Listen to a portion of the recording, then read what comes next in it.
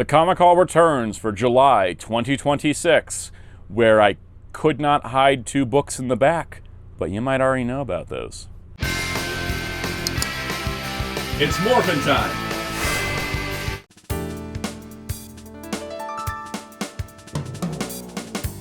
Hello, this is Soundout here, and welcome to the Comic Haul once again for July of 2026. This is every collected edition I picked up from the month of July, or what arrived in July, because there's, stuff that I ordered that hasn't shown up yet. This is going to be fun. I'm very, very excited. You might be noticing the 2 DC Absolute Editions back there. We're going to address those first before we get to the rest of it, but we got a lot to talk about, so let's not waste any time. If you enjoy these, hit the like button and subscribe to the notification bell. Hit the hype button if it's available to you, and let's get to it. We got a lot of cool books to talk about. So yeah, my first 2 Absolute Editions. There's going to be more. They also announced Wonder Woman Dead Earth by Daniel Warren Johnson, so there's now 4 more in my future. I don't have anything to add to the Absolute Editions in this video because I did a whole separate video on Crisis, my first ever Absolute Edition, and on White Knight, which is my second. I will say, White Knight video didn't do so hot, so please go give it some love. Would appreciate some more attention on that. Probably won't be doing independent reviews of the Absolute Editions. It's not usually what I do on my channel, is independent comic reviews. I usually do things like comic hauls or things like overviews and collection stuff. I don't really review books independently from other videos. So I tried it out with this, didn't quite work out. If the video suddenly blows up, then, I'll maybe change my mind for Wonder Woman Astoria, but we're going to start covering the Absolutes in the comic hauls. But I just want to kind of give an update on that. But go check out those videos if you haven't already, because, yeah, big deal for me to finally get into Absolute Editions. And yes, as everyone's been saying, I am hooked on the idea now. I'm trying to make sure I don't just go, well, I have it in paperback, why not also in Absolute? I'm doing that with Jack Kirby's The Demon later. We're not going to talk about that until it comes out, but yeah. Absolute Editions, more thought on that. I did separate videos. Don't expect separate videos for all of them. Again, unless this blows up like crazy. If this suddenly shoots up in views, I'll be like, oh, well, wait, there was attention. People just missed it. So this is the all call. Go check out those videos if you want to see more separate videos. Otherwise, I will just be covering them in comic hauls like usual. All right, let's start with manga, with the Dragon Ball, The Time I Got Reincarnated as Yamcha. This is a telling of a Dragon Ball story in the form of an isekai, where a high school student gets reincarnated in the body of Yamcha, but he knows Dragon Ball, so he makes changes, because he's like, hey, I know how this all plays out. Let me do these really cool things. It's really fun, and if you're a fan of Dragon Ball, you'll enjoy it. I got this because Amazon, for Prime Day, put everything in Amazon Hauls half off, and Amazon Hauls is their outlet store, so they already had this discounted. So instead of paying $12, I paid $3.50. Yeah, I'll take that. Also, in addition to this, volumes 21 and 22 of Dragon Ball Super, I kind of started randomly picking this up. I'm not exactly sure, how I'm going to get all of them, but I kind of don't feel like paying full price for anything. So it's going to be oh, hey, that's pretty cheap, and then I get it. So 21 and 22, which I actually do like. 21 is the prequel to superhero stuff they did, and then 22 is their adaptation of superhero that spins out of that. So there's that. But yeah, I just kind of grabbed these because, well, they were super cheap and I didn't have them. Yeah, we'll see. I still got several more super volumes to get, but yeah, you never know when deals might crop up. All right, let's talk some independent publishing, pure independent publishing. So first of all, this is Rotten Futures from Scum Pit Comics, which is a spinoff of Scum Pit Toys, which is an independent toy maker. And so this is the first ever comic book for the Cultists line, which is not a cult. But basically, what is contained within is original stories. So the owner of Scum Pit Toys, Mikey Riggs, has had a line of vinyl toys that he's been doing for a long time now. And this is the story version of all the characters, and then he's got some really great artists on here. I love black and white comics. I love independent comics, and I love supporting smaller businesses especially. And so this was definitely a thing to pick up for me for sure. But yeah, this was done through Kickstarter originally.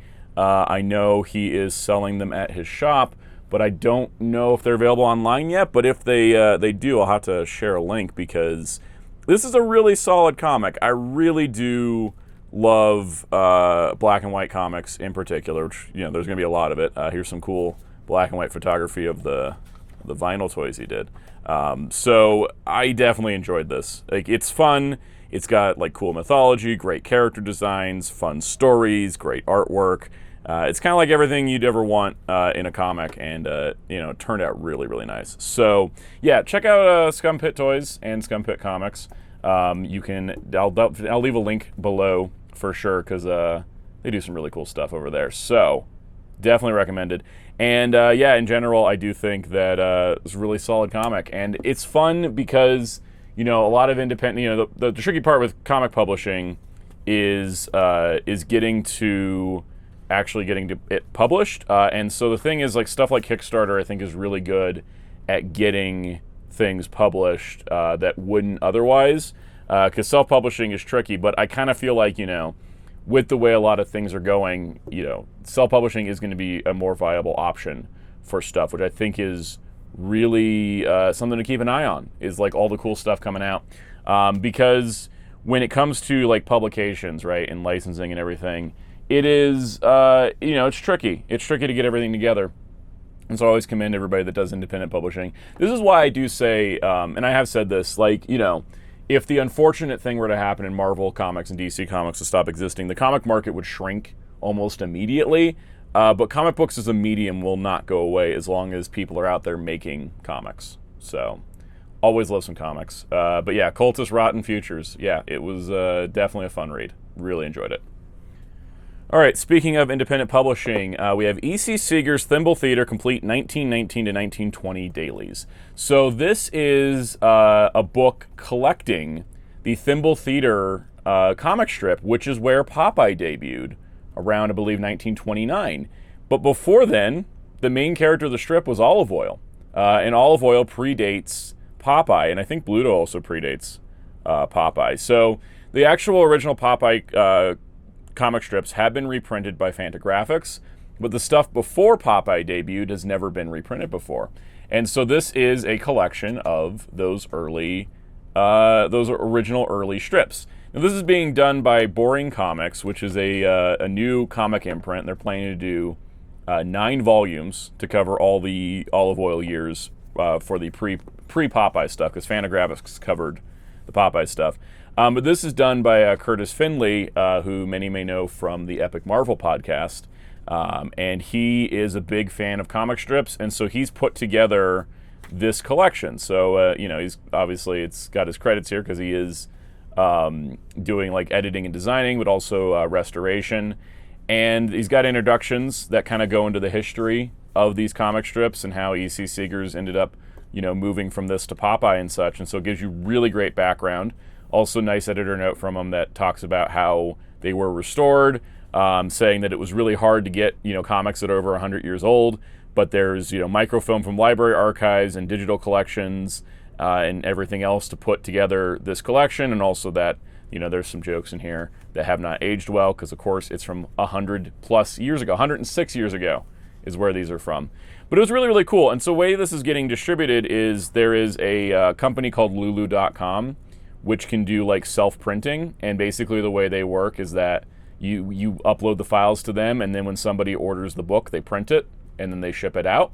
And so this is available through Lulu.com, so it's independently published, and there's going to be more of these, which I think is really awesome. And there's also going to be a collection of Van Boring by Frank Tashlin, which I do believe is being done in this one, you know, the because of the year range on this.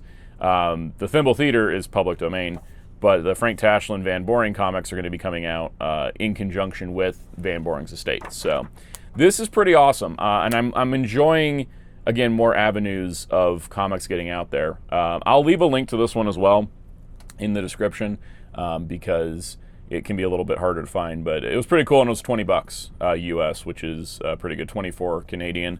And yeah, quality's excellent. There's also, like, I've been kind of thinking about this for a bit, and it's been happening, but I'm starting a bit of a comic strips collection. Yeah, like I need more to collect. So that's where these come in. So Fantagraphics has been reprinting the Nancy comic by Ernie Bushmiller. Nancy's interesting because it's a comic strip that started as Aunt Fritzy. Let me see if I can find it. Can I just open to a random Aunt Fritzy image? There's Aunt Fritzy. She was the main character, and then Nancy was her niece that came in and then just kind of stole the show, and then Ernie Bushmiller just kind of kept writing Nancy until the point where she took over the strip. And so Nancy's been running since, if you go back to Aunt Fritzy days, it's 1920s. It's still going today. Caroline Cash, I believe, is the current artist on Nancy, and great job on that. They're doing an amazing job. So the thing is that this is a comic strip. I mean, it's just about a girl. It's just about a girl in her town and her crazy unhinged behavior. It's like this middle panel, right? Boy wanted. Will a tomboy do? That's the kind of humor, and that's the kind of thing that's like, it's very timeless. A lot of the strips have aged well. These are collections from the 1950s. This isn't started at the beginning, but this one was this. Nancy Wears Hats is 1949 to 1950. Beautifully restored. Beautiful quality here on the paper. But these are just so fun. There's a few social media accounts that just repost old Nancy comic strips, and that's kind of where I started to find the strip and was like, oh man, I really like it. And so now, at this point, I'm like, oh, well, maybe I should get these collections because there's only 2 of them so far. This one, which is 49 to 50, and then Nancy for All Seasons, which is 51 to 52. And yeah, it's like an entire couple years worth of Nancy strips. They're all in publication order, and you're getting quite a bit. I mean, these are, what is this? How many pages is this? This is 224 pages for $25. Which is not bad at all. Fantagraphics does do cool stuff, but yeah, it's just fun. I got the Nancy for All Seasons first because it was the newer one that came out. Nancy Wears Hats came out first. So I got this one first, and I read through the entire thing. I just kind of have it sitting next to wherever I'm sitting, and I can, if I'm sitting and reading, and if I'm into the evening, I finished whatever I was reading, and I'm like, oh, I just want to read a little bit more or something. Just kind of pick it up and read a few pages, read a few strips. It's fun, it's really fun. I think a lot of the gags work really, really well, and it's just great. It's great classic stuff. So anyways, I am starting to create a little subsection of my comic collection for comic strips. Yeah, so there's more of that in the future. There's an omnibus next month that is comic strips, but it's more connected to other stuff. This is original comic strips, but yeah, more to come. Always more to come with me, you know that. All right, some non-Marvel DC, Titan Comics, Doctor Who Origins. I've been following the current multimedia event for Doctor Who, which is focused on the Fugitive Doctor with Circuit Breaker, and I decided to look up some previous Fugitive Doctor stories. So I've been listening to some Big Finish audio dramas. I decided to pick this up, which was a comic series with the Fugitive Doctor. She's a very interesting character because she's barely explored in the actual TV show. I mean, she's essentially Cameo Woman, which is a shame because I think she's great. And I think she's interesting because she's much different than the other Doctor Who's. And so I basically have been just kind of all right, let me read some more about the Fugitive Doctor. And this is part of it. I mean, it was all right. I think the thing is it didn't hit me going, wow, incredible comic, read it more. But it's if you want more Fugitive Doctor, here's more Fugitive Doctor. It's not super revelatory. I think they've been doing a little bit more of kind of advancement of the character with the Circuit Breaker stuff, which there will be a comic for as well. But yeah, it's fun. I enjoyed it. I don't really have anything else to add beyond that.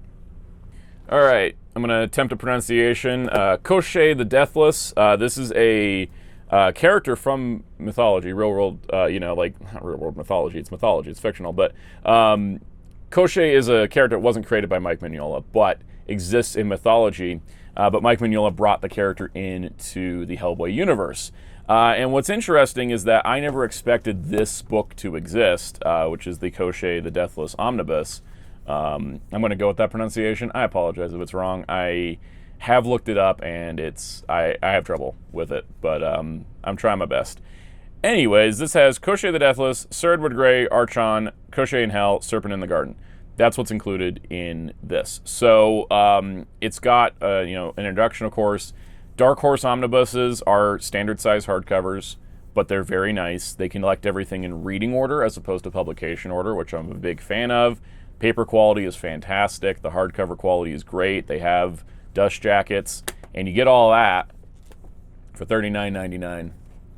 This is the price of a DC Finest. This is $15 less than the average price of an Epic collection, and you're getting like super high quality paper, bonus material, all the stuff in reading order. Like, I love these. I absolutely love these. And then they usually go back and they do a paperback version, which is like $30, which is even better.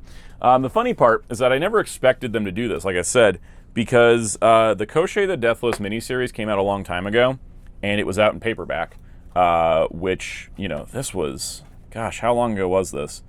This was 6 issues, 2018.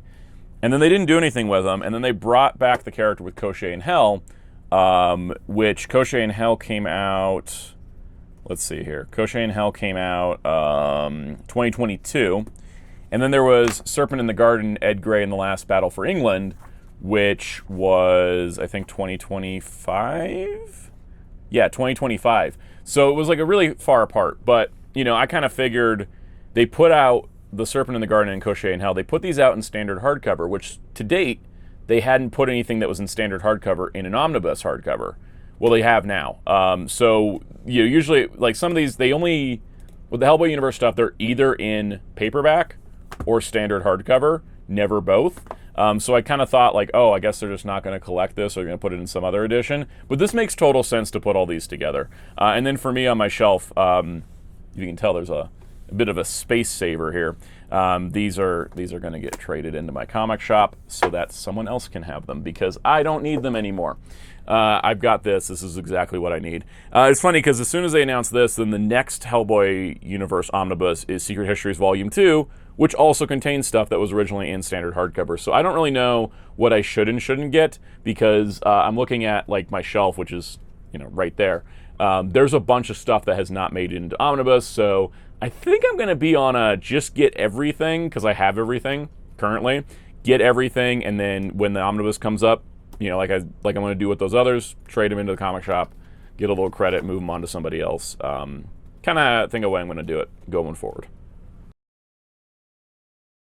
It's Marvel, baby. So yeah, we got Marvel. We got Battle World. This was a miniseries that I started reading on Marvel Unlimited and was enjoying it so much. I was like, well, I'll wait for the trade, and then I could just read the whole thing in trade. Battle World's interesting because it's another story where Hank Pym, Ant-Man, is like lost somewhere doing stuff. Like anytime they want to do like a little mini event of any kind, it seems like they always want to use Hank Pym. I don't know why. It's just that's his role lately. There's no Ant-Man comic. It's just him floating around. So he's kind of a focal point, but they bring together different characters from different universes. Michael Korvac is the main villain. Kushala the Spirit Writer is here, and now you know why I own a physical copy. I think it was about here. I was like, well, I'm going to buy this and trade for this, and I'm enjoying it. So fun times. It's a pretty good comic, though. It's fun. It's exciting. Lots of great action. Good character beats. And Christos Gage, who's the writer, remembers Marvel continuity so much that there is a breakdown from the letter pages, which is included in the trade, which I'm very happy to see. The breakdown from the letter pages is like, oh, hey, this is this, this is this, this is from this, this is from this, this is from this, and this is from this. A lot of Marvel stuff sometimes just forgets continuity or doesn't, like, have a point to it. But this felt like a nice celebration of Marvel's history, and it also felt like, it was from somebody that really cared. And that's really, really nice. Yeah, so Christos Gage, Marcus Toe, and Rochelle Rosenberg. I liked it. It was really fun. I thought it was great. And it's going to go on my shelf of, things that feature Kushala, because for some reason there's no trade of her original one-shots. But, yeah, good stuff. I actually really enjoyed it. Then there was this garbage. This book was trash. Spirits of Violence is the long-delayed follow-up to Spirits of Vengeance. And Spirits of Vengeance was supposed to be like all the ghostwriters coming together, and it was kind of picking up all the lost plot threads. But it was focused on vengeance a lot, which I was like, all right. Then it pivots, and suddenly it's about Johnny Blaze and Danny Ketch. God, this is the thing that bugs me. Here's Danny Ketch, right? spikes on shoulders, big collar, Danny Ketch. Here's Johnny Blaze.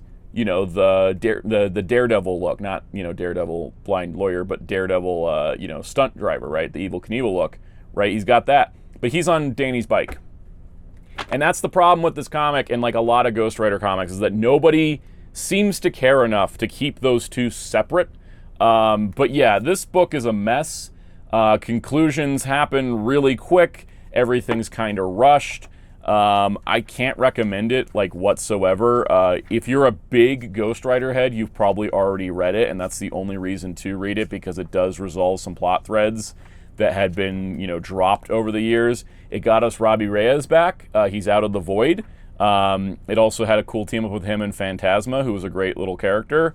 That being said, like, they go through so much stuff so quickly, and none of it really has any meaning, and the ending kind of pissed me off and kind of makes me wish they hadn't even bothered and just brought back Robbie in some other way because, yeah. And also, I think the art was serviceable, but the art kind of lets it down in a lot of places.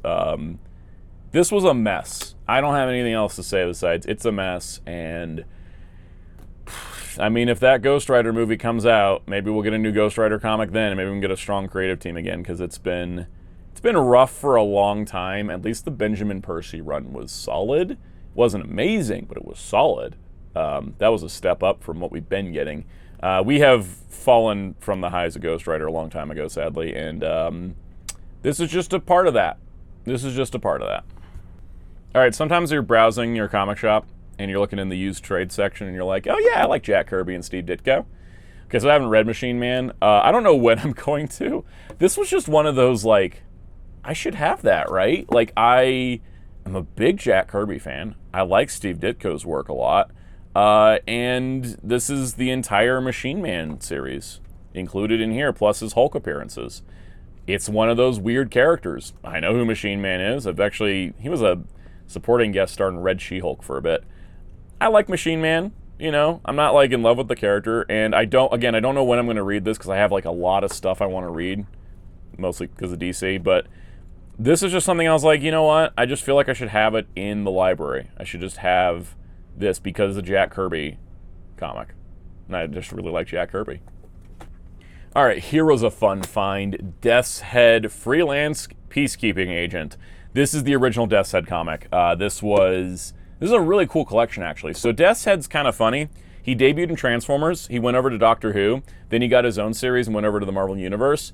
And so this was done by Marvel UK. And so this has a bunch of his appearances, but not all of them. So like Dragon Claws was another book where he appeared in. Then you got which led into his ongoing, which was 10 issues. Issue 8 isn't included because that was a Doctor Who crossover.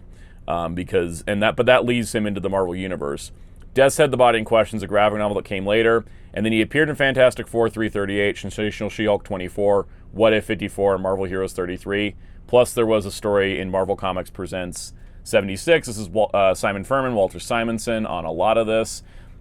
It's great. I love this character. He's so weird and goofy. He's a robot who is, you can see there was a tie-in I'll talk about in a moment. He's a funny, goofy character that also he's like this killing machine, and he'll work for money, but he's like a robot. I like him a lot. I mean, it was fun when he's debuted in UK Transformers. He showed up in Doctor Who. It's funny because in Transformers he was Transformer-sized, right? And then the Doctor, the 7th Doctor, meets him and shrinks him down to basically human size, and that's how he's able to interact with the Doctor Who stuff, but also interact with the Marvel Universe. But he's a funny character. There's like all these nutty moments. It's very British humor too, in a lot of ways. A lot of surrealist British humor. But he's like in the future, he's in the past, he's jumping to this, he's attacking the Fantastic Four, as you can see here. He's just all over the place. It's so fun. I will give him credit. They did say here for Death's Head number 8, they did add a marker of what happened in Death's Head number 8, which is basically because in that issue, the Doctor sends him, quote unquote, sends him back, but where he sends him is the top of the Baxter building. So he runs into the Fantastic Four. Love it. I just love this. I had so much fun reading this. It's a blast. I kind of hope maybe one day this could get like an omnibus treatment. There's a lot more sub-licensing going on now than in 2019 when this was coming out.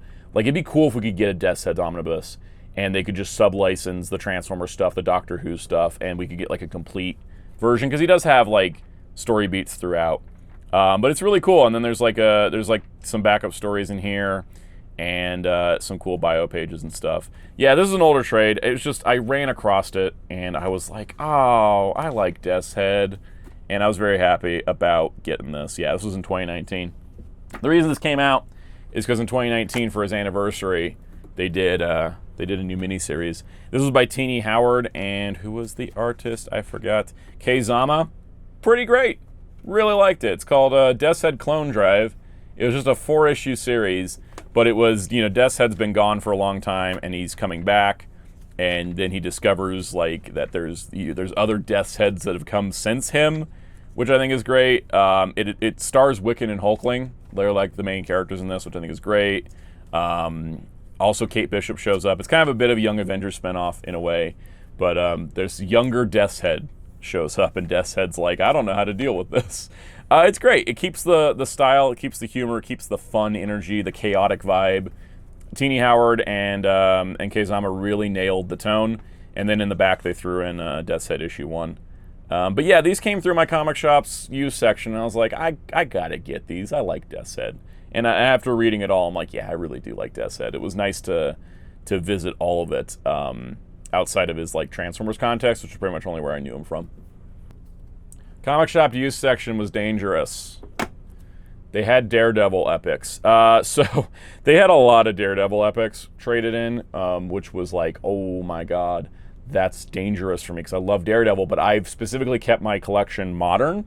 But I got the Innocenti omnibuses, because I love Innocenti's work. So I was like, okay, well, what do? I was like, I can't go in for the entire Daredevil epic line. First of all, the Innocenti Omnis are going to cover like 6 of those volumes. So I was like, all right, can't do that. Where is my stopping point for Daredevil? And I decided it was going to be after Innocenti.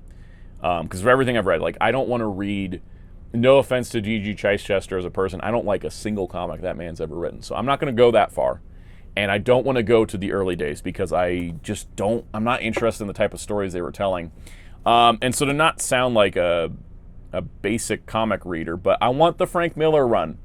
But I also don't want the way the Frank Miller run was collected in Omnibus, where it was segmented. It's like, here's just the Frank Miller stuff, and here's a companion. Or the first one was just Frank Miller and Klaus Johnson, and then the second one was a companion that was the other Frank Miller stuff. No. I want a run around that era. So this volume, which is To Dare the Devil, is volume 8. And this has the first Frank Miller stuff in it. And so what I want is kind of the transition point from the kind of Silver Agey Daredevil into the more Bronze Agey Daredevil that I'm more familiar with. So this, of course, is got, like, I mean, this first issue doesn't have Frank Miller on it. But this is where Frank Miller would start as an artist before eventually writing the book. And so I thought, you know what? This is the place to start. And from what I can tell, ooh, Mary Jo Duffy writing. And from what I can tell, the epics will go up straight up to where the Innocenti Omnibus started. So my thought is, this is my starting point for Daredevil in the classic era. My end point is the end of the Innocenti Omnis. And so that's what I decided to do. And I think it's going to work out, because I think the next epic that's coming out is 9, and that's going to really get into like the Frank Miller stuff that everybody always references and talks about, and kind of get into the Daredevil I like. I don't feel compelled to own all of Daredevil ever. I think I'm good starting with this volume, going through the Innocenti Omnis, and then starting again with the modern stuff. They did throw in a backup from one of the Marvel magazines that was black and white, which is really, really cool. So yeah, this is where I'm starting. I haven't read it yet. This was, 78 to 81. Haven't read it yet. I don't have a rush to read it, because the next one is not out till December, January, something like that. So I will read it eventually. But yeah, I've expanded the Daredevil collection a little bit. I would say if the Omnis, they've been doing sequential Omnis like they've been doing for Spider-Man, and I think they're going to start overlapping with the Frank Miller Omnis. If those were more available, I might have gone for those. But I think it's good, though. I think it's good that, like, even if you love a character, like sometimes, like, I have every Ghost Rider that I can. But I think it's good for other characters that have had long history to just have stop and end points. That's healthy. It's good. I'm glad to do it. So I start here, stop at Innocenti, and then I jump to the modern era. It's Speaking of modern, we got 2 X-Men epics this past month. Marvel is doing this. They're doing it to me again with Marvel 2-in-1 and Fantastic Four, same day. Anyways, we got Mutant Massacre, we got New X-Men Planet X. So let me start with New X-Men Planet X. This is the 3rd Grant Morrison, Frank Quitely era book. This is the 3rd complete collection by Grant Morrison, reskinned as an epic. I didn't have it, so it works for me. But, you know, it's the epics as they are. The modern epics, a bunch of them are reskins, and it's kind of a problem because then they don't really fit what epics are supposed to be, but that's a whole conversation for a different video. I will say I'm a little bit bummed out Cyclops got the spine art again, because we had Cyclops, Emma, and then Cyclops again. I would have liked Jean, especially because what happens to Jean in this volume. Or Magneto, considering what happens to him. This is just New X-Men 142 to 154, and it's volume 3. It's $43 for that thin book. Where was that Crochet Omni? That was $40 for much more. And then I did a video talking about the Claremont era of X-Men. I did like my thoughts, because I read the entire thing, and I gave my thoughts about its ups and lows, or its highs and lows, its ups and downs. Can't mix phrases. But volume 14 here is Mutant Massacre, so it's got Uncanny 211 to 219, Spider-Man vs. Wolverine, Fantastic Four versus X-Men 1 to 4, and X-Men versus Avengers 1 to 4. It was featured in that video because I used the epics as my guide, so that way I had like a frame of reference when I'm talking about 17 years of comics by the same writer, because that's a lot to kind of condense. Great volume, though. I actually really like this one a lot. The thing is that I did get this after I filmed the rest of the video, because it was coming in the mail, and so if you probably can't notice, you're now learning this if you watch all my videos. This segment from Mutant Massacre was filmed like after I edited the rest of the video. I filmed the Mutant Massacre segment, slotted it in, and put the video up. So there you go, fun tidbit. All right, so the next and the last book for Marvel was all because of a viewer. I have a War for the Bounty Hunters omnibus. So one of my viewers reached out, shout out Tim. One of my viewers reached out and said, I have a War of the Bounty Hunters omnibus. I don't need it. Would you like it? I'll sell it to you. And I was like, sounds great. Thank you. So this was the one Marvel omnibus I was missing. As I've talked about, this is the one I needed. So thank you. This is completing my collection at the moment, because I'm going to get Dark Droids next month, and then the only thing that we're missing from this chunk of era, the between Empire and Jedi era, is going to be a book that comes before this that basically collects whatever's not in here. Because this has got, of course, War for the Bounty Hunters 1 to 5, and then the one-shots. But you see Star Wars 13 to 18, Bounty Hunters 12 to 17, Vader 12 to 17, and Aphra 10 to 15. We just need a book that has Star Wars 1 to 12, Bounty Hunters 1 to 12, Vader 1 to 11, and Aphra 1 to 9, which would all fit in one book, and then we'd have everything from this era in these kind of pseudo event omnibuses, right? And this one's mapped like an event because it was a part 1, part 2, part 3 kind of thing, as opposed to the others like Crimson Reign, which was kind of like an era. And so I will say I'm very happy to have all these. So shout out to Tim for selling me this book, because now I'm complete on this. Once all I got to do is keep up with what comes out now. So I'm good on Star Wars Omnis. I've looked at everything else. This is what I want. I think of the other modern Star Wars stuff, like the stuff that was between New Hope and Empire. If they were mapped like this, where you could get all the series in one book as opposed to broken down by creator, I would be into that if Marvel wants to do that. But at the moment, yeah, I'm caught up on Star Wars Omnis. Hooray. So once again, the power of viewership out there, thank you so much, because now I don't have to worry about this book anymore. So I gotta say, this month the comic shop used section was on fire for me. The Demon from the Darkness by Matt Wagner and Art Nichols is a miniseries of Etrigan the Demon post-Crisis, which was like 1989, plus issue 22 of the ongoing Demon series that came after that. And this is Matt Wagner on writing and art for the Demon Etrigan. Pretty great. Etrigan the Demon is an interesting character because a lot of Jack Kirby's creations are kind of hard to follow up on, because he tended to do as much as he could with every single character he created, right? Like, he went the full bore, and then it's like, well, what do you do with him after that? Etrigan's not one of those, because I mean, I love Etrigan, and I love Jack Kirby's Etrigan run, but he also very clearly wasn't that interested in Etrigan as compared to, like, the New Gods. And so there's a lot to work with Etrigan. He's a little bit more of a template than he is like oh man, what do we do after Kirby did it? But I like this. This is great. So anytime, honestly, like, very rarely do I read an Etrigan comic where I'm like, oh, that was terrible. So yeah, anytime I run across an old trade or anything, I hope this whole series, I would love to see a post-crisis Etrigan Omnibus. That would be so cool. But yeah, anytime I run across anything Etrigan, I'm always picking it up. All right, DC Finest time. Fourth World, Jack Kirby. Exactly what I was just talking about. So, thing is, I don't know anybody that's tapped the New Gods that's been able to do it as well as Jack Kirby, because I think I mean, he kind of covered a lot, and almost everything in his original run on these characters. It's kind of incredible. It actually is incredible. It's not kinda. So anyways, you got Fourth World, when the old gods die, from 70 to 71. And this is the best collection of Jack Kirby's Fourth World that has ever existed. And I'm going to say that because, yes, there's absolute editions. Yes, there's omnibuses. There's other trades. None of them have done it like this. So, it's got New Gods 1 to 3, Forever People 1 to 4, Mr. Miracle 1 to 4, and Superman's pal Jimmy Olsen 133 to 139, and 141 to 143, plus the never before collected intergang appearances from Superman 233 and Superman's girlfriend Lois Lane 111 and 114 to 115. Those are just pages from those stories. So this is intense. So here's what they did that makes this better than all previous editions. It's the mapping. So a lot of the previous, because Jack Kirby was on 4 books. He was on New Gods, Mr. Miracle, Forever People, and Superman's pal Jimmy Olsen. That's a lot, but they all interconnected. This was kind of incredible for 1970. It's all these titles interconnected. So I have read these all before separately. Well, not all. I read New Gods, Forever People, and Mr. Miracle separately in their separate by Jack Kirby trade editions that I have. I never had the Jimmy Olsen one. I don't think they printed it as much, so I've never read the Jimmy Olsen stuff before this. But what they did here is, instead of going, all right, let's do it in publication order, which is typically how it's been done, either in publication order or, oh, we'll do all the New Gods, we'll do all the Mr. Miracle, do all the Forever People, do all the Jimmy.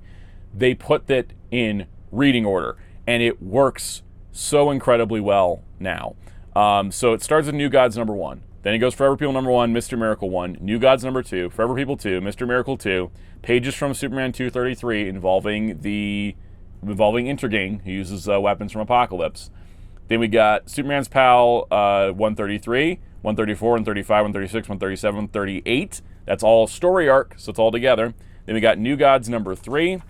Then we've got Forever People number 3, Mr. Miracle number 3, Superman's girlfriend Lois Lane 111, which I think is, I don't know if that's a full story or if that's just pages. Then we've got Forever People 4, Jimmy Olsen 139, Jimmy Olsen 141, Mr. Miracle 4, Lois Lane 114, or pages from Lois Lane 114, Lois Lane 115, Jimmy Olsen 142, Jimmy Olsen, second story from Jimmy Olsen 142, and then Jimmy Olsen 143. So that is I know several people that have read this stuff multiple times. That's like, yeah, this is the best it's ever been mapped.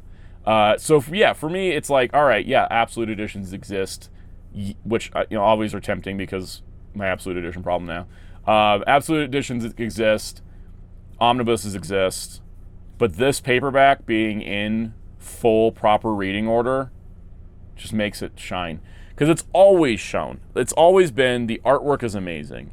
The writing is incredible. It really elevates comics as a medium. It brings in like a whole new mythology. It brings in this whole, it's incredible. It's a big cosmic space adventure. But I think the problem is, if you read just New Gods straight, New Gods is very much, as much as Orion is like the main character of New Gods, we'll get to this in a moment. As much as Orion is the main character of New Gods, it's very big, bold, far pulled back thing. But Forever People's a little bit closer. Mr. Miracle's a little closer. Jimmy Olsen is insane. Like, the Jimmy Olsen stories are freaking crazy in this. I think it's all great, but when you read it together and you see the tapestry woven together the whole time, it's unbeatable. It's an unbeatable experience. And then there's the other fact about this book that's insane to me, because I haven't seen this. I don't know if this happened with other Finest I didn't pick up. We got bonus material. The one thing everybody's been saying is like, all right, well, Finest are $40 and they're 600 pages, and that's a better deal than Epics, but oh man, I wish we had bonus material. Bonus material. In the letter pages of early issues of comics, they usually have to fill them with, essays. Like, here's Marv Wolfman visiting Jack Kirby and telling that story. All right? There will be other pages at the back of issues before we get to proper letters. Here's a Miracle, Mr. Miracle talking about Mr. Miracle. There is so much stuff in this because Jack Kirby coming over to DC was such a huge deal. They wrote about it, and Jack writes about himself, and other people write about him, and they included all that. They included all of it. They explain all the freaking crazy villains from Jimmy Olsen in here. This is an actual fully formed collection now. And that's why I can say that, like, yeah, would it be nice to have this in a big old hardcover? Yeah, at the moment that doesn't exist. And I don't know if it will because this exists, but yeah, it doesn't have the letter pages for when, like, readers were writing in, but it has the letter pages for when they wrote about the books in the early days. And then you get to the back, because I always flip to the back. Why? Because, you guys got to check things out when you're doing a video like this. Hey, look, original coloring for New Gods #1 by Jack Kirby and Frank Yosha. And then you get this. But the thing is, that's actual bonus material, right? There's bonus material woven in for the context and the detail of all these comics. DC, you're doing amazing. Don't screw it up. You're doing fantastic right now. I cannot wait for the next one of these. I haven't finished reading it, because for me, it's rereading New Gods, Mr. Miracle, and Forever People in new context. It's reading Jimmy Olsen for the first time. Phenomenal job with this book. Absolutely phenomenal. All right, so because I've been reading... What was I reading? I was reading Sergeant Rock. I was reading Fourth World. And I've been working on insane videos. If you've guys been noticing on the channel lately, it's crazy. I haven't read my DC Batman Blind Justice yet. I'm about to go on a trip, though. I'm going to take it with me. It'll be fun. So Blind Justice is January 1989 to August 1989 of Batman. You can notice the red spine. Yeah, so like I was talking about how they had kind of an eras thing going on, right? You can see like there was blue for Golden Age, red for pre-crisis, and then yellow for post-crisis, and then they put black for the Death in the Family, and now we got red again. I don't really mind it. I had a whole theory that they were doing like a color per era, but clearly I was mistaken. So, oh well. Anyways, point is we got more Batman. Just like the Fourth World stuff, it's like here's a better collection than we've ever gotten before because it's more complete. It's in reading order, or it's in publication order, but it's broken up into a good reading order, right? It's reading order by story arc, not just straight reading order. But we got Batman 430 to 435, Annual 13, Detective 596 to 603, Annual 2, and Secret Origins 36 and 39. Yeah, it's a bunch of stuff for Batman and Detective in a single volume. And some of it, I think, is spillover from Death in the Family, where there was the cult was in there, so that kind of took up some page count.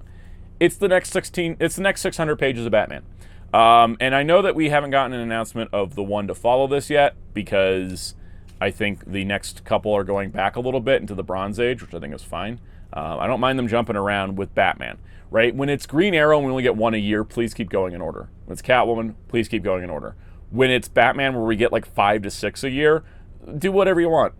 Keep it going, but, you can jump around when it's Batman, Superman, Wonder Woman, where you're doing, multiples a year. If you're only doing one a year, I want to keep going, in the era you started until that era is done. That's kind of my thought process, and that's kind of how they're doing it. But yeah, they're jumping around with Batman. So very interestingly, as I was flipping through this to make sure if I had anything to say for the comic haul, I haven't read any of this. This is all new for me. I think this is all new for me. There's maybe like 1 or 2 issues I've read before. I got to the back, and I was like, hey, what's this? What do you mean we got bio pages? Reprints of bio pages? Reprints of bio pages of characters? Oh? Hold on. We got Secret Origins bio pages. What? We also got collected edition covers of other collected editions.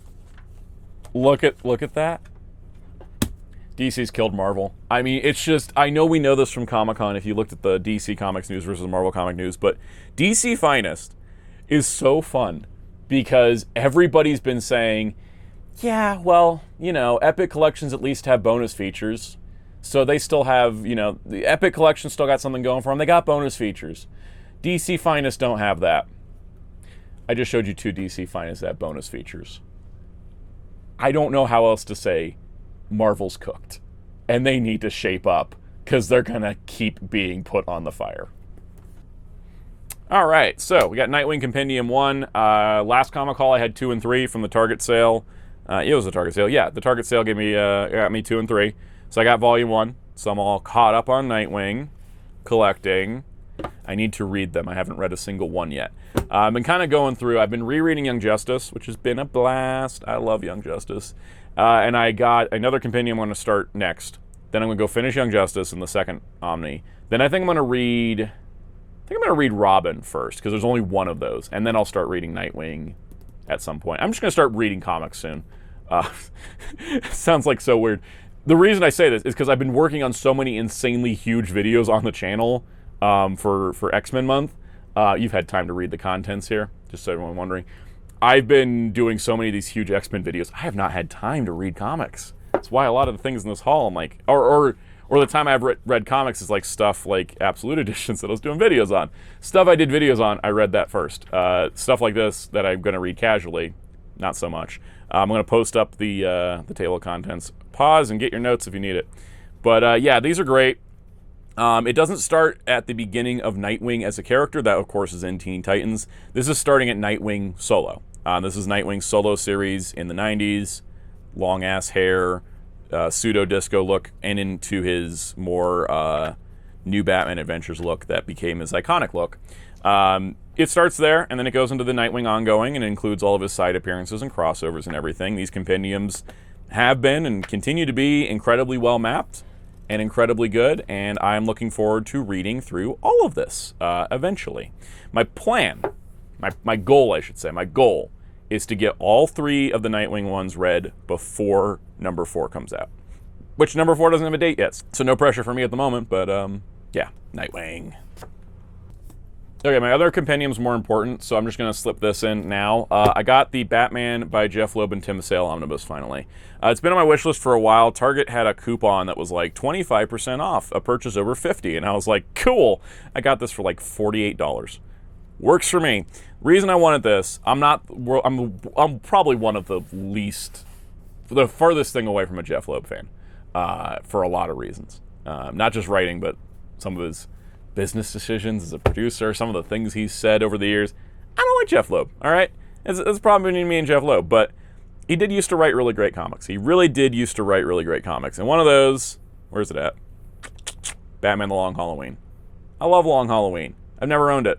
I've never owned a copy. The first time I read Long Halloween, I got it. I checked it out from the library.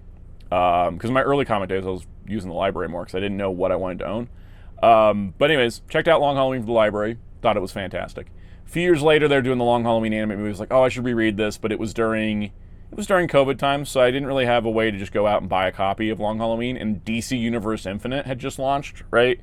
Not that long ago, I don't think. Anyways, I had the DC Universe app, and I was like, well, I can just read Long Halloween here. So I read Long Halloween, and then I read Dark Victory, and I was like, wow, Dark Victory is great. Surprisingly, despite, big Catwoman fan, haven't read Catwoman Win in Rome. And I haven't read any of the Legends of the Dark Knight Halloween specials and stuff, the Haunted Night stuff. So the thing was, I thought, all right, well, I could get the Long Halloween Deluxe Edition, but I kind of like Dark Victory as well, because, Robin, I'm a big Robin fan. I was like, oh, and I also want Catwoman Win in Rome. Like, am I going to buy 3 Deluxe Edition hardcovers, or am I going to buy 1 Omnibus? Because after all that, I have no interest in Long Halloween without Tim Sale on artwork. Tim Sale's artwork, I won't say carries Loeb's writing, but it kind of does. At least for me. I think that whatever ideas Loeb has, Sale elevates with his artwork. And I think his artwork is just a great fit for Batman. So, because of that, I wanted this. I wanted it all in one, because this just has everything Tim Sale worked on. So it's Haunted Night, which I've never read, which I'm looking forward to. It's Long Halloween, which I've read a couple times and love. It's Dark Victory, which I've read once and enjoyed. And it's also got Catwoman Win in Rome, which I'm sure I'll probably like, because I really like the way Tim Sale drew Selena Kyle. So I'm looking forward to reading this at some point. It's not a high priority, again, because I have read chunks of it before. But it's kind of one of those things like, I'm trying not to buy too many Batman Omnis, because like the Batman Finest are kind of piquing my interest of the way they collect everything. But, it's like, all right, when I feel like it, I'm going to read it. I got it available. And it's in my bookshelf forever. So that's why I got this. All right, this is an insanely big deal. Milestone Compendium 5. It was a little delayed, We usually get these in February because, well, DC likes to do tie-ins. But we finally got Milestone Compendium 5. Oh my god. This is incredible. This is absolutely incredible. DC started the Milestone Compendiums around the time Milestone Returns started, and then Milestone Returns kind of didn't work out sales-wise and it ended, and they're now folding the Milestone characters into the main DC universe, which, hey, we're getting a Cody Ziegler Static Shock comic. I'm very excited. So, thing is, this is the last volume. We have Blood Syndicate 33 of 35, completes that series. Hardware 39 to 50, completes that. The Heroes 6-issue miniseries, Icon 38 to 42, finishes that. Milestone Forever 1 to 2, Static 32 to 35, Static Shock Rebirth of the Cool, and Static Shock Special. That's all the Static. Wise Sun White Wolf, and then bonus pages from 9/11, the world's finest comic book writers and artists tell stories to remember, because there was a Milestone story in that. And Superman and Batman Magazine number 7, which is actually a Milestone for Kids issue. And an additional treat, this final send-off also contains an exclusive look at the Zombie Hanukkah special by John Rossum and Guy Davis, long thought to be lost.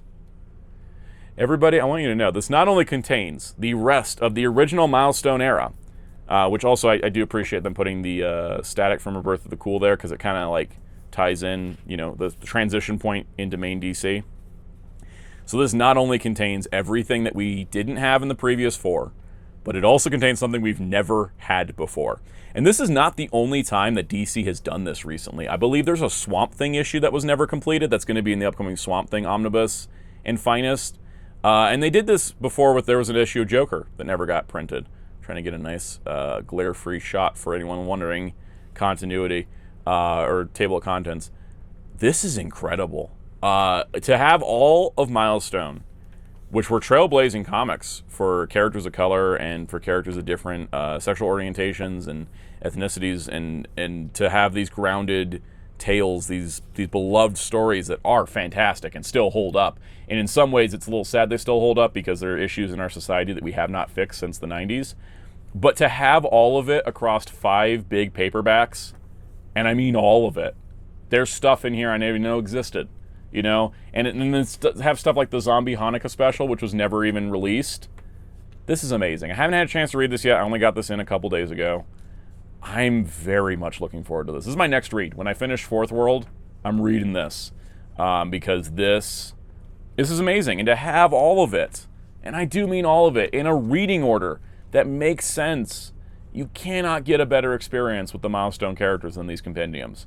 And I'm loving that DC is in this era right now where they're doing these everything books. I love the everything book approach. It's so good. It's, as a collector, it's just everything I've ever wanted. So including Static Shock Rebirth of the Cool is great because it kind of, I think it was supposed to be the transition point to kind of bring Milestone stuff into DC. And then we've got like, other things here. Like here's a Static Shock story by Dwayne McDuffie and Dennis Cohen.